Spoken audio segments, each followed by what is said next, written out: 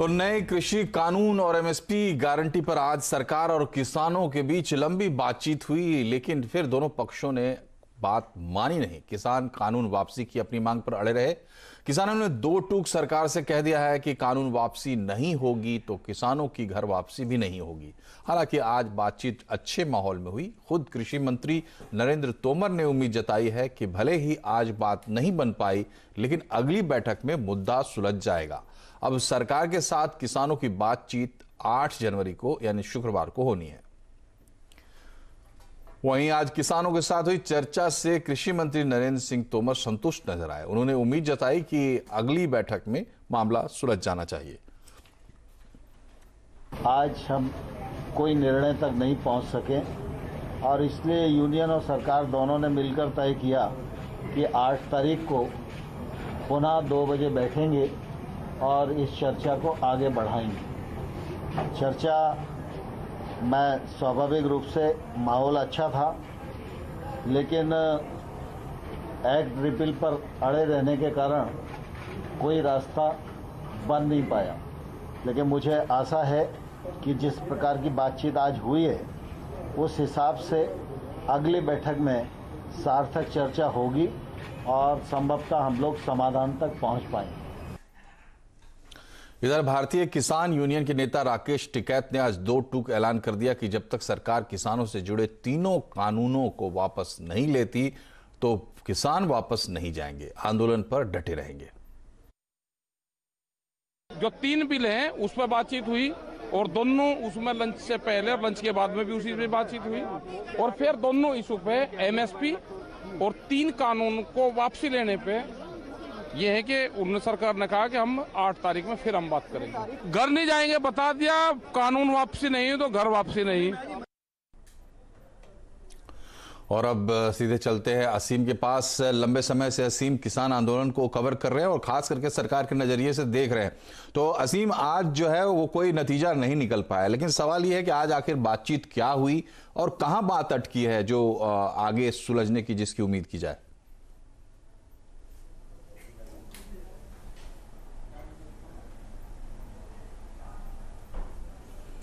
असीम के ऑडियो में, असीम आपके ऑडियो में कुछ प्रॉब्लम है। हम फिर से असीम के पास जाने की कोशिश करेंगे। बहरहाल आज की बड़ी खबर यह है कि किसानों के साथ सरकार की आज फिर से बातचीत हुई और इस बातचीत की रूपरेखा पहले ही तय हुई थी। उसके बाद पूरी तैयारी के साथ आज जब बातचीत के लिए किसान आए तो कोई नतीजा नहीं निकल पाया। तो लेकिन इसके बाद भी बैठक को लेकर कृषि मंत्री में काफी एक सकारात्मक देखने को मिली। तो एक बार फिर से चलते हैं असीम के पास। असीम, आज क्या बातचीत हुई और कहां मामला अटका है? देखिए, मामला पिछले कई दिनों से एक ही चीज़ पर अटका हुआ है। किसान चाहते हैं कि सरकार जो इन 3 मिलों को वापस ले, इन तीनों कानूनों को जो है वो रद्द करे, और सरकार जो है ऐसा जो है वो नहीं करना चाहती। सरकार तैयार थी, सरकार चाह रही थी कि संशोधन जो है वो कर दिया जाए। किसान जो चाहते हैं उसको मान लिया जाए, इसमें संशोधन करके इसको लागू जो है वो कर दिया जाए। लेकिन किसानों का साफ कह रहा था कि हम संशोधन जो है वो नहीं चाहते हैं, आप इन तीनों बिलों को रद्द कीजिए, उसके बाद ही सब बातचीत जो है आगे बढ़ेगी। तो उसी को लेकर के मामला जो है अटका हुआ है। आज बातचीत हुई, करीबन 2-4 घंटे जो है बातचीत जो है वो चली। 2 बजे के आसपास ये बैठक जो है वो शुरू हुई थी और 6-6:30 बजे के आसपास ये बैठक जो है वो खत्म हुई। तो ये करीबन 4 घंटे आज डिस्कशन हुआ और डिस्कशन सिर्फ एक पॉइंट पर हुआ। जो किसान थे वो लगातार इसी मांग कर रहे थे कि आप ये तीनों कानूनों को रद्द कीजिए, आप इनको रद्द करने के लिए अध्यादेश जो है वो लेके आइए और इनको तुरंत जो है वो रद्द कीजिए, तभी हम अपना आंदोलन जो है वापस लेंगे। लेकिन सरकार का कहना था कि नहीं, हम इनको रद्द जो है नहीं करेंगे, आप चर्चा कीजिए उसके ऊपर, आपको किन किन जो पॉइंट्स हैं उन पर आपत्ति है, हम सबको बदलने के लिए जो है वो तैयार है, इसको कमेटी में भी भेजने के लिए तैयार है। आप कहते हो तो हम एक कमेटी जो है बना देते हैं जहाँ पर कि किसानों के प्रतिनिधि जो है वो शामिल होंगे और उनकी चर्चा करने के बाद इस बिल को पारित जो है वो किया जाएगा।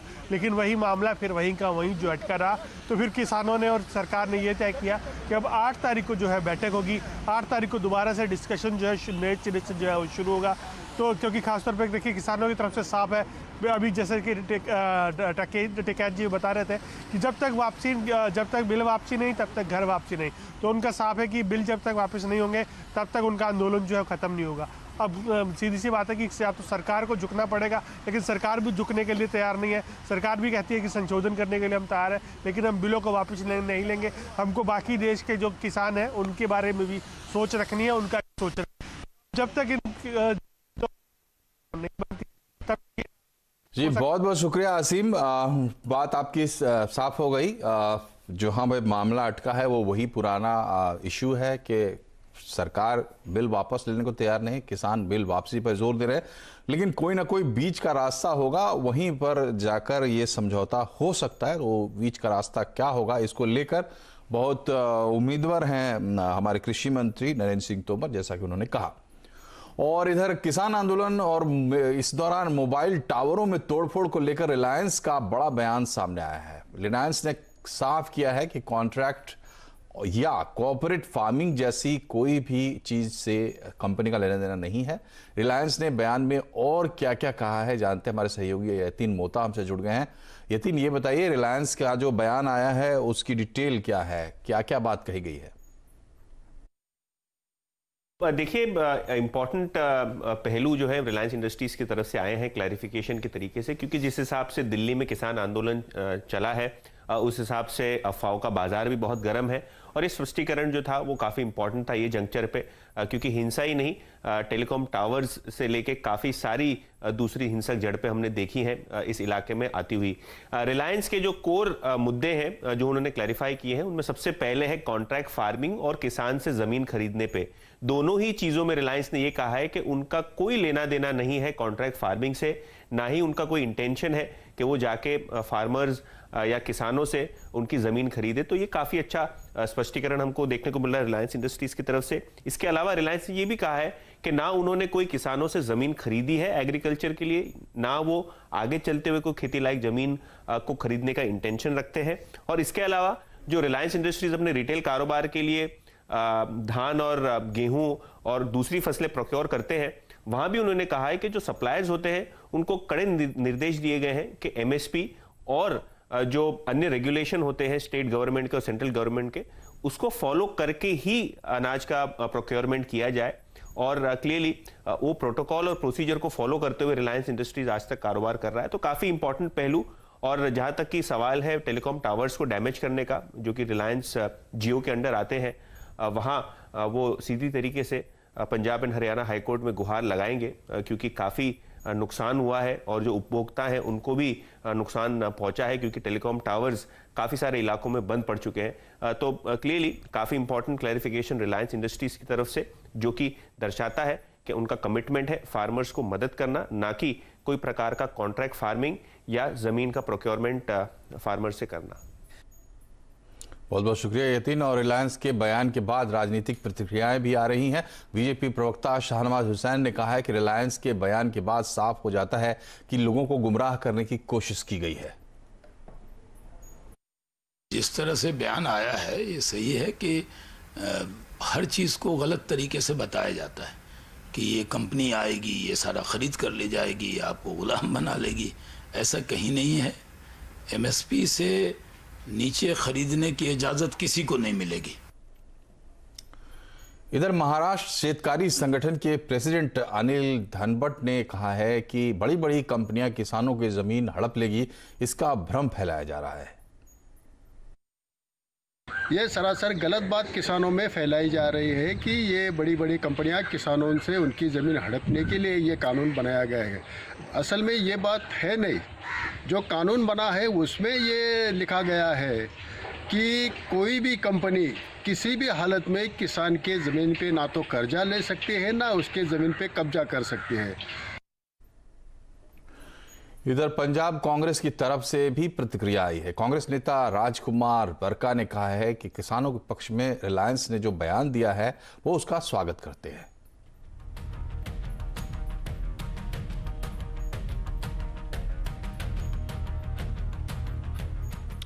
और मार्केट एक्सपर्ट प्रकाश दीवान का कहना है कि रिलायंस का किसान मामले से कोई लेना देना नहीं है। उनका यह भी कहना है कि उल्टे रिलायंस किसानों के भले के लिए टेक्नोलॉजी प्लेटफॉर्म तैयार कर रही है। There is no connection between this company's presence out there in the telecom space and the agri area. Now, they are in fact the ones who are actually building the infrastructure to buy from small businesses and farmers and agri producers, so that the Jio retail entity could actually create a platform which is fairly large in terms of creating the equity and price discovery mechanisms. So I seriously don't understand what is the point. I think it's more to do with an opportunity that people get to just make a point. It's a lot of tokenism that goes out of control, and then you actually start physically damaging real hard assets, which is of no use to anybody. और अब बात corona से जंग में vaccine की संजीवनी की।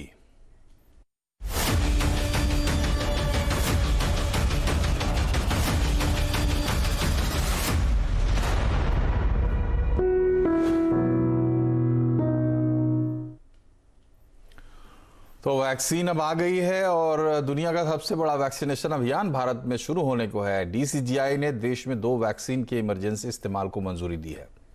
DCGI ने Oxford AstraZeneca की कोविशील्ड और भारत बायोटेक की कोवैक्सीन को मंजूरी दी है। अब बस इंतजार है वैक्सीन लगने का, लेकिन वैक्सीन कैसे लगेगी और इसके लिए आपको क्या करना होगा, स्टेप बाय स्टेप ये आपको बता रही है हमारी संवाददाता दीपाली नंदा।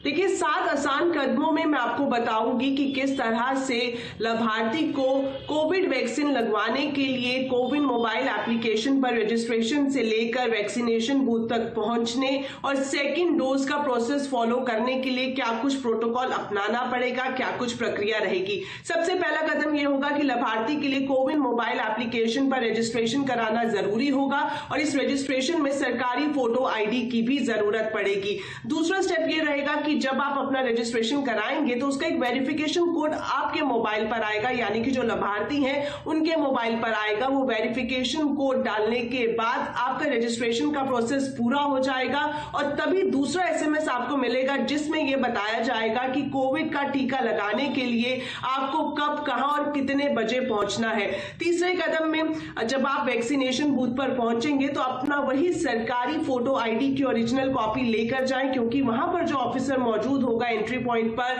आपका वो सरकारी फोटो आईडी वेरीफाई जरूर करेगा। चौथे कदम पर यह होगा कि जब आप वहां पर पहुंचेंगे तो कोविन मोबाइल एप्लीकेशन पर जो भी डेटा आपने अपलोड किया है एक बार फिर से उसे क्रॉस चेक किया जाएगा। पांचवा कदम जो सबसे अहम है कि वहां पर जो वैक्सीनेशन ऑफिसर होगा वो वहां पर लाभार्थी को टीका लगाएगा और छठा कदम यह है कि टीका लगाने के आधे घंटे तक उसे ऑब्जर्वेशन रूम में रखा जाएगा, यानी कि पूरा ऑब्जर्व किया जाएगा कि किसी भी तरह का कोई रिएक्शन या फिर एलर्जी वैक्सीन के बाद तो नहीं हुई है लाभार्थी को।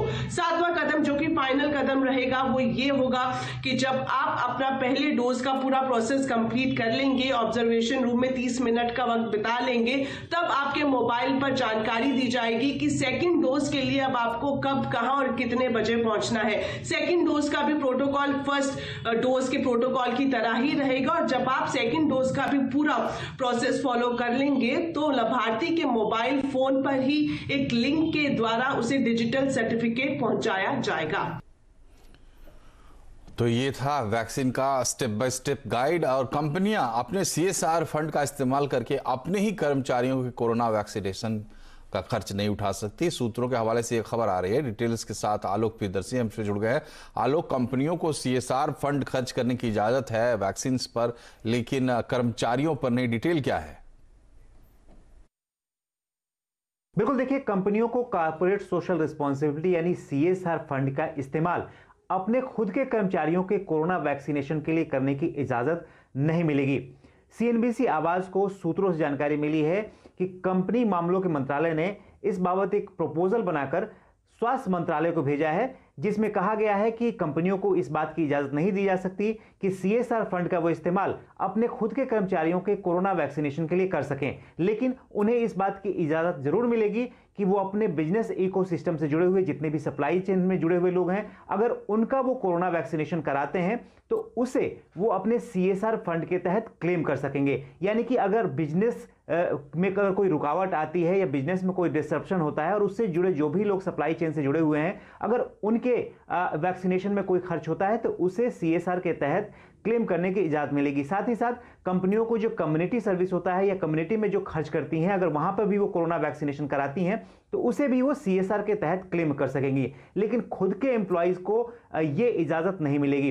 दरअसल कंपनियों की तरफ से और कुछ राजनीतिक दलों की तरफ से भी सरकार को इस बात के लिए प्रपोजल भेजा गया था कि सरकार को इस बात की इजाजत देनी चाहिए कि CSR फंड का इस्तेमाल वो अपने कर्मचारियों और तमाम लोगों के लिए कर सकें, लेकिन सरकार ने अपने कर्मचारियों के लिए इस बात की इजाजत नहीं दी है। कंपनियों को अपने जो सालाना मुनाफा होता है उसका 2% CSR के तहत खर्च करना होता है और करीब साल भर में इसमें करीब 15,000 करोड़ रुपए खर्च होते हैं। तो ये एक बड़ा अमाउंट होता है और जिस तरह से देश में कोरोना वैक्सीनेशन की ड्राइव शुरू हो रही है उसे देखते हुए इस मांग को सरकार के सामने रखा गया था, लेकिन सरकार ने इससे इनकार कर दिया है। बहुत बहुत शुक्रिया आलोक। और वैक्सीन पर कुछ सियासत भी हो रही है। इस बीच भारत बायोटेक का बयान सामने आया है। कंपनी के CMD कृष्णा एल्ला ने कहा है कि भारत बायोटेक एक ग्लोबल कंपनी है। भारत बायोटेक ने सबसे पहले जीका वायरस की पहचान करके इसकी सबसे पहली वैक्सीन पेटेंट कराई थी। एल्ला के मुताबिक वैक्सीन के मामले में भारत बायोटेक के पास काफी अनुभव है और उन्होंने कोविड वैक्सीन कोवैक्सीन के नए वायरस पर भी प्रभावी होने का भरोसा दिलाया। एल्ला के मुताबिक कंपनी ने कोवैक्सीन का डाटा शेयर करने में पारदर्शिता बरती है और उनकी वैक्सीन फाइजर से कम नहीं है। Many I don't want, it's a very confusing slide, but we put all transparently every data when we submit it to each committee and when we got approval, when we done the trial, everything is put in the plan. People question, oh, we are not transparent. I don't know what is transparency to me. When I put everything in the black and white like this, people still question transparent because Indian scientists are cheap people. You can throw the stones on them on anything you want to. And that is the problem. We are no way inferior to Pfizer in terms of publication. और कोविड-19 में पूरे देश ने एक होकर संकट से लड़ाई शुरू की। अब जबकि हम वायरस को हराने की तरफ बढ़ रहे हैं, वैक्सीन ड्राइव में हम सबको अपना पूरा जोर लगाना है। हमारा campaign Sanjeevani is shot of life इस विश्वास पर आधारित है कि no one is safe unless everyone is safe. लक्ष्य है कि हर भारतीय को वैक्सीन का अधिकार मिले और वैक्सीन भी मिले। नेटवर्क 18 के साथ बने रहिए। कोविड-19 के खिलाफ जंग में ये कैंपेन एक जन आंदोलन की तरह हम चलाएंगे और आने वाले कुछ महीनों तक ये चलेगा। यहां हम रुक रहे हैं एक छोटे से ब्रेक के लिए, लेकिन अभी खबरें और हैं, बने रहिए हमारे साथ।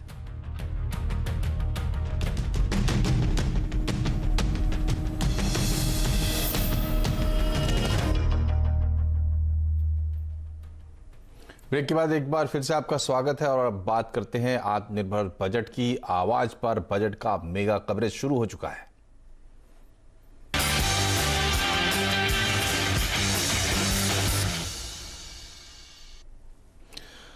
1 फरवरी को पेश होने वाले बजट को लेकर वित्त मंत्रालय में तैयारियां जोरों पर हैं। इसमें जुटे अधिकारियों की टीम की क्या है इस बार खासियत और क्या है चुनौतियां, बता रहे हैं हमारे सहयोगी लक्ष्मण रॉय। कोरोना की चुनौतियों के बीच वित्त मंत्री निर्मला सीतारमण अपना तीसरा बजट पेश करेंगी। जैसा कि उन्होंने दावा किया है, ये बजट बाकी बजट से काफी अलग रहने वाला है। इसे खास बनाने में वित्त मंत्रालय के अधिकारियों की एक खास टीम इन दिनों दिन रात मेहनत में जुटी हुई है। इस टीम के मुखिया है वित्त सचिव अजय भूषण पांडे। कोरोना से आर्थिक मोर्चे पर परेशान हर तबका बजट से उम्मीद लगाए बैठा है। टैक्स बढ़ाने की गुंजाइश काफी कम है, ऐसे में पैसे कहां से जुटाए जाएं, ये अजय भूषण पांडे जी की सबसे बड़ी चुनौती रहने वाली है। किस सेक्टर पर किसको नज़र रखनी चाहिए, ये सब तो हम बजट के टाइम पर हम बताएंगे हम, लेकिन इतना निश्चित है कि अभी जो बजट की जो प्रक्रिया है इसमें हम हर सेक्टर और हर इंटरेस्ट ग्रुप्स उनके साथ हम बात कर रहे हैं। बजट बनाने वाली टीम में इस बार एक नया चेहरा है तरुण बजाज। हालांकि आर्थिक मामलों के सचिव तरुण बजाज वित्त मंत्रालय के लिए नए नहीं हैं। इसके पहले 2 बार अलग अलग जिम्मेदारियां वो संभाल चुके हैं। आत्मनिर्भर भारत पैकेज बनाने और निवेश बढ़ाने में इनकी भूमिका काफी अहम रही है। 1988 बैच के IAS तरुण बजाज इससे पहले प्रधानमंत्री कार्यालय में एडिशनल सेक्रेटरी के तौर पर काम कर चुके हैं। इसी तरह एक्सपेंडिचर सेक्रेटरी TV सोमनाथन भी प्रधानमंत्री कार्यालय में काम कर चुके हैं। और इस बार बजट में इनकी सबसे बड़ी चुनौती रहने वाली है सीमित संसाधनों के बीच कैसे हर जरूरतमंद तक सरकारी मदद को पहुंचाया जाए। लेकिन बजट से पहले और बजट के बाद जिस पर सबकी निगाहें टिकी रहेंगी वो है विनिवेश विभाग। और इसके सचिव हैं तुहिनकांत पांडे। 1987 बैच के ओडिशा कैडर के तुहिनकांत पांडे भले ही कोरोना की वजह से विनिवेश का लक्ष्य पाने में इस बार विफल रहे हों, लेकिन अगले कारोबारी साल के लिए इन पर विनिवेश के रास्ते पर तेजी से बढ़ने की चुनौती रहेगी। 1987 बैच के ही यूपी कैडर के आईएएस देबाशीष पांडा के ऊपर एक तरफ दबाव इस बात का है कि बैंक जरूरतमंदों को ज्यादा से ज्यादा कर्ज दे, तो दूसरी तरफ अगले कारोबारी साल में सरकारी बैंकों के निजीकरण में भी इनकी भूमिका अहम रहने वाली है। लक्ष्मण रॉय, दिल्ली। हमारे और आपके क्रेडिट और डाटा कार्ड की सेफ्टी को लेकर फिर से सवाल उठ रहे हैं। दरअसल एक रिसर्चर राजशेखर राजहरिया ने दावा किया है कि देश के करीब 100 मिलियन यानी 10 करोड़ डेटा डार्क वेब पर बेचे जा रहे हैं। राजशेखर का कहना है कि डार्क वेब पर मौजूद ज्यादातर डाटा बंगलुरु स्थित डिजिटल पेमेंट्स गेटवे जसपे के सर्वर से लीक हुआ है। बीते महीने राजशेखर ने देश के 7 मिलियन यानी 70 लाख से ज्यादा यूजर्स के क्रेडिट और डेबिट कार्ड डेटा लीक होने का दावा किया था। और आत्मनिर्भरता की ओर बढ़ने की भारतीयों में एक स्वाभाविक क्षमता है। इसका सीधा रिश्ता आत्मसम्मान और स्वावलंबन से है। नेटवर्क 18 की पहल स्वाभिमान भारत प्रेजेंटेड बाय आईटीसी ने देश भर में ऐसी कहानियों को चुना है जिसमें बिना किसी सरकारी मदद के अपनी समस्याओं को लोगों ने खुद सुलझाया है। ये कहानियां हैं नए नए प्रयोगों और स्वनिर्भरता की ओर हमें एक राष्ट्र के तौर पर परिभाषित करने की। एक छोटे से गांव के एक प्राइमरी शिक्षक की कहानी है जो हम आज आपको दिखाने जा रहे हैं और जिसका नाम विश्व स्तर पर सुर्खियों में रहा है।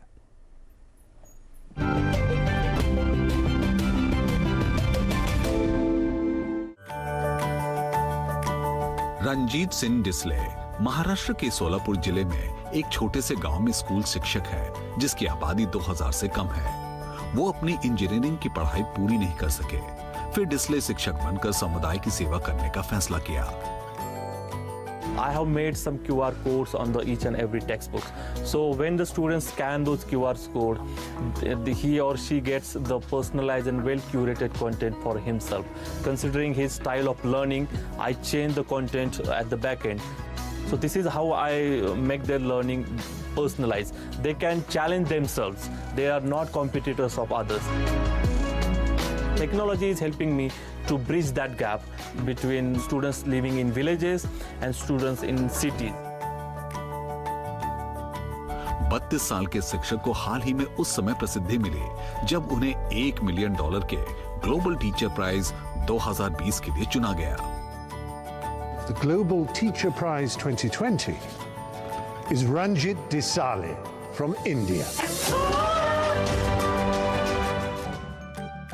रंजीत सिंह डिसले स्वाभिमान की राह पर चलकर भारत और दुनिया को शिक्षित करने में जुटे हैं।